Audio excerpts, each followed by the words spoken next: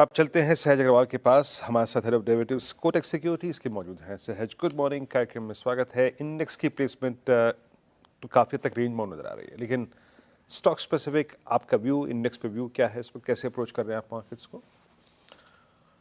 Good morning Virendra ji, दर्शकों को good morning. जुलाई का सीरीज काफी लैकलस्टर टाइप रहा है। इनफैक्ट कहीं ना कहीं हम 25,500 के पास ट्रेड कर रहे थे, करेक्शन आया।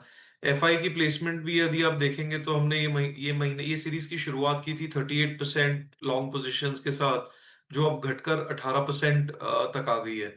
इनफैक्ट कल के पॉजिटिव मूवमेंट के बाद मेरी उम्मीद थी कि थोड़ा सा अपटिक दिखेगा, पर वहां पे हमें कोई बहुत ज्यादा मूवमेंट देखने को मिला नहीं है। ओपन इंटरेस्ट का भी यदि आप देख लें शॉर्ट टर्म बेसिस पर, तो आज ही के दिन में आई थिंक 25,200 25,300 पे निफ्टी में काफी ओपन इंटरेस्ट एडिशन हमें देखने को मिल रहा है। अच्छी बात यह है कि नीचे की जो पुट स्ट्राइक है 25,000, वहां पे भी पुट राइटर कंफर्टेबली खड़ा है और पोजीशन में कोई छेड़छाड़ या अनवाइंडिंग कर नहीं रहा है। तो कहीं ना कहीं मुझे लग रहा है कि हालांकि हमारी उम्मीद हमेशा ये रहती है कि मार्केट में थोड़ा मोमेंटम आए, थोड़ा एक्शन हो, बट मार्केट एक ब्रीदर मोड में है अभी। और 25,000 और ब्रॉडर रेंज यदि लेना हो तो 25,500 के अंदर कंसोलिडेट करना चाहता है। और बहुत ज्यादा एक्शन देखने नहीं मिल रहा है। आई थिंक इंडेक्स पे हमें more of wait and watch वाली स्ट्रैटेजी रखनी पड़ेगी। थोड़ा सा मोमेंटम दिखे तो डेटा के बेसिस पर शायद एक पोजिशनल लॉन्ग लेने का सेटअप मेच्योर होगा। बट हाल फिलहाल range bound activity with limited upside फिलहाल के लिए समझ में आ रहा है। बट इसका खामियाजा आई थिंक आपको स्टॉक्स में कहीं ना कहीं जो वैल्यू प्रोपोजिशंस है वहां पे आपको अच्छी मूवमेंट देखने को मिल रही है। तो स्टॉक्स के प्रति ज्यादा झुकाव है as compare to the index.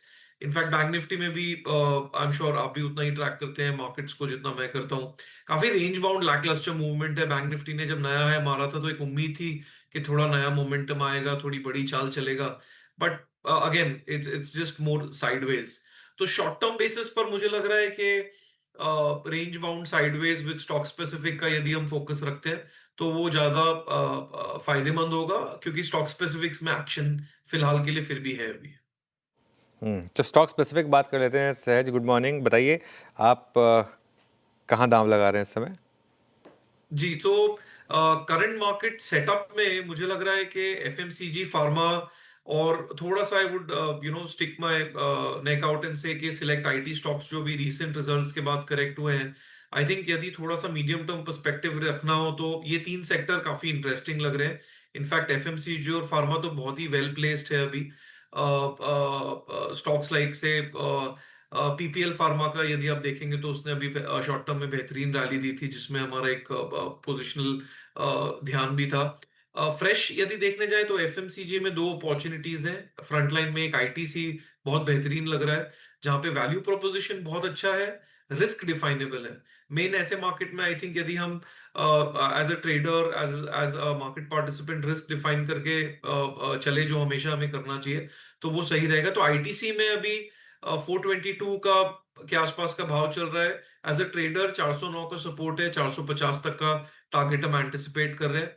Value और मोमेंटम का कॉम्बिनेशन है, और सेक्टर भी फिलहाल सपोर्टिव है। आज थोड़ा सा करेक्ट कर रहा है, बट जनरली सेक्टर कुछ दिनों से सपोर्टिव रहा है।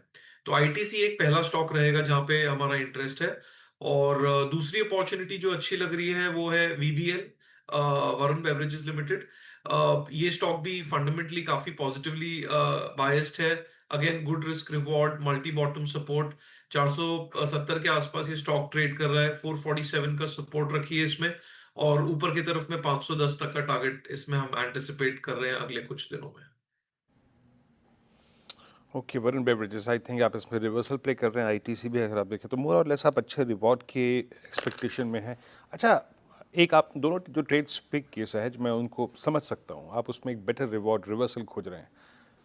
जहाँ तक स्ट्रेंथ का सवाल है, at all time high, at 52 week high, ऐसी एक दो स्क्रिप्ट्स बताइए जहाँ पर प्रीवियस हाइज के क्रॉस होने का, ओवरशूट होने के चांसेस नजर आ रहे हैं, जहाँ तक एक्यूट स्ट्रेंथ को बाय करने का सवाल है। जी, उस हिसाब से देखिए, यदि हम हाई बीटा सेक्टर्स की बात करें तो आइडियली आप सबसे पहले जहन में बैंकिंग आता है, प्राइवेट बैंकिंग आता है, मेटल आता है। आई थिंक ये स्टॉक्स में फिर भी हम एज एज मोमेंटम प्ले कर सकते हैं जरूर से। बट क्योंकि मार्केट का करंट सेटअप जो है वो उतना बेहतरीन मोमेंटम वाला नहीं है। हो सकता है आज मुझे कोई बहुत स्ट्रांग अपॉर्चुनिटी फिलहाल के लिए नहीं मिल रही है, बट फिर भी यदि मुझे देखना हो तो मैं प्राइवेट बैंकिंग स्पेस पे ही नजर डालूंगा। ओके, चलिए शुक्रिया सहज हमारे साथ जुड़ने के लिए आज।